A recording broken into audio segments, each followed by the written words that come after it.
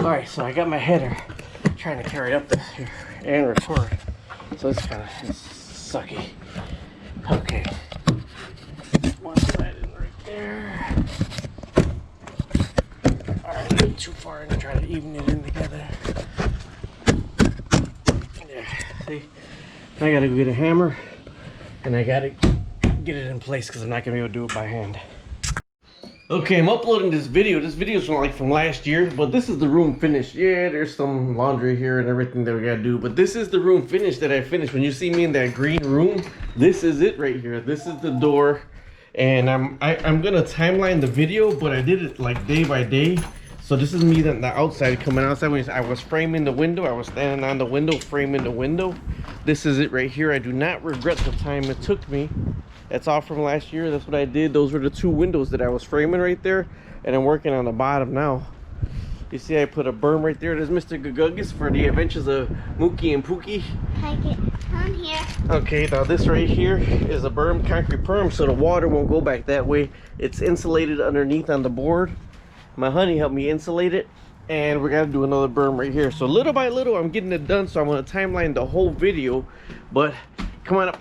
This is the laundry room. So when I was standing down there working on the window, this is the other side of it right here. These were the windows that I was working on. Yeah. Dun, dun, dun. You can do it. I'm no master craftsman. This was me, just my wife wanted one, and one day I just knocked the wall out and she was so surprised. Talk to you later. So all right, perfect on this side, perfect on that side, a little wonky on this side. See, it's about 1/8 of an inch out there, but on top 1/8 of an inch out right here. Wasn't a perfect cut. I'm not a master craftsman. Get it kind of where you could live with, and then go from there. If it sticks too far out on the outside, you're just gonna buckle on your framing. If it's too far on the inside, you can kind of shave it down a little bit in the drywall to make sure it goes in there right. But also, your framing is gonna be on the outside for the window. So this is where shims come in really good. But either way, that's the header right there. I'm gonna shoot some nails in right here, about 4 or 6 nails right here, 4 or 6 nails on the other side. Then I gotta do cripple. So there's 3 cripples that I need right here that I'm gonna cut. I'm gonna hit a nail, about 6 nails, 3 right here, 3 on this side, 3 on the other side, 3 on this side, this right here. Then I'm gonna do the cripple, 2 cripples, and I need another cripple down there. I'll go over it with you at the end. All right, I hit the nails in. That's just framing the header. There's the nails right there, and that's holding the 2x6 header up. And you see why I had the top part. I did this beam first to get my measurements right on. Then I cut those out. Now that one's a little bit wonky. You know why it's wonky? Because when I hit it with a nail gun, I didn't hit it kind of on one bottom first and go to the opposite corner and make sure and hit it straight. I just went 1, 2, 3, 4, 5, 6, 7, 8. If I would have did it this corner and then opposite corner, it'd have been a little more straighter. Close enough for government standards. All I got is 5 more cripples and I'm done with that whole wall right there. Well, I still got to sheathe it and wrap it, but I'm gonna start taking this apart next because I'm gonna finish framing this thing right here before I sheathe the whole piece together. The last cripples I put in, nothing to do with bearing, 16 on center with dead space right here, dead space right here. I had to put in the cripples, and I have to put them up top to fill in the dead space so I can actually hit the sheathing too and hit the drywall too.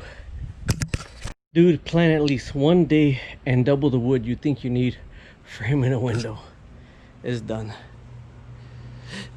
3 cripples across the top, king stud, jack stud holding up the 2x6, 2 double 2x4s, king stud, jack stud, 4 cripples, because at the bottom, oh man, I think I need to put extra cripple at the top.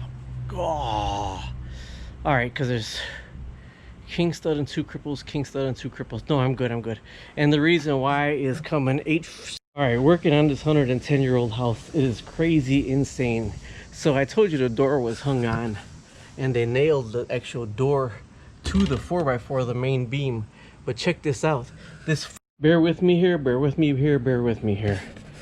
Trying to overcome this right here. You see, this was mitered into the main beam where the old door was. So the newer door, when it was broken into, they mitered and shimmed into the main beam again. This door is actually going to get moved, but I got to get the wall up right now. So if I do a 3-inch, a 2x3, you see this is a 2x4. It's not going to fit. It's going to throw the door off. And then you see there's a 1/2-inch gap right in here. Okay, so I'm going to cut this to butt up whatever it needs to butt up with this distance, this distance, and this distance is going to be cut to match up right here in here. I'm going to start off with a 2x3 right here, a 2x3, and then butt up next to it a 2x4 wherever it fits in at. Okay, now one thing is right here, this is a 1/2-inch distance mitered up the whole main beam. I mean, that was cut into the main beam, like just put all the way across. So what, this is a 1/2-inch distance. So what I'm doing is I have a 1/2-inch board. I'm going to cut 1/2-inch strips and I'm going to nail them, just tack them in there to start out on that half. I don't even really have to nail them. I can liquid nail them in there, because when I start with the 2x3 on there, then it's going to hold on. That's where I'm at. I'm going to start off with this bottom piece 2x4. See if I can cut this in place. What? No, he didn't. Oh, yes, he did. See? That's the shape of this and this right here. Now this right here is actually going to be filled in on top of this board with 1/2-inch. I'm going to rip pieces of 1/2-inch, glue them, or just tack them in here with an air nailer, and the 2x3 is going to be start right here this way. Now if I got to fill in this right here, I'll find whatever to fill in on this side right here, but more than likely this door is going to be shifted over that way some, but we'll see when we get to that wall. This is just to get this whole wall and window framed in on this side. So let me cut that out right now. With something this gentle, this is the saw I'm using right here to try to get the cuts out. I gotta do it this way. That one, first one came in real good. The kid actually looks like he knows what he's doing. Believe it or not, I'm gonna come in a little bit more on this one because that's sticking off the edge a little bit. So for this whole wall to be even, I'm gonna come in a little bit more just on this little bit right here, so it could go all the way. And you see there's a little bit of room on that one. I think that one's the one that got to come in. This will be even. Then I'm gonna shoot my 1/2-inch plywood all the way up here, and then I'm gonna frame that one right there. Oh, I need 3/8-inch plywood for the top too. Dang it, I forgot about that. Remember, I had to do 3/8-inch plywood. I gotta put 3/8-inch plywood before I can frame the top right there. Dang it, these old houses. Measure twice, cut once. I'm in a conundrum. This is perfect with this 4x4 right here. This 4x4 is set back from this 4x4. It don't line up. So if I'm gonna put a sheathing up here, this is in by about 1/4 of an inch. Then this right here. So I align this to match with this, but it doesn't match with this.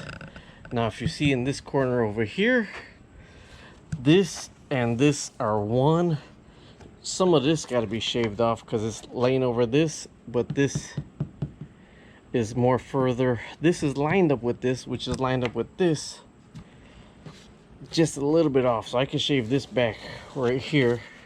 This don't need to be shaved back, but this should have been out more. Like I says, I aligned it with this right here to make this completely smooth. There's the problem. That's all even. That's all even over there. And let me show you this right here. There's the problem. That is put on the inside. That is not even. That's on the inside by about 3/8 inch, 1/2 inch. So there's the problem right there. So I say to myself, not only do I got to put a 1/2 inch right here, I got to measure this, and I got to put something on this to bump it out so this whole side could be straight, because everything else will nail up flush. This right here is actually underneath the main. Man, I don't believe that. Done done. End of day 5. If you could dream it, you can build it. I was gonna keep on going, but right now it looked like it's gonna rain out, and on top of that, now that I found out I gotta rip a whole new 1/2 inch by at least 9.5 feet all the way up, just so, because this one board is off. This is the only board that's kind of off.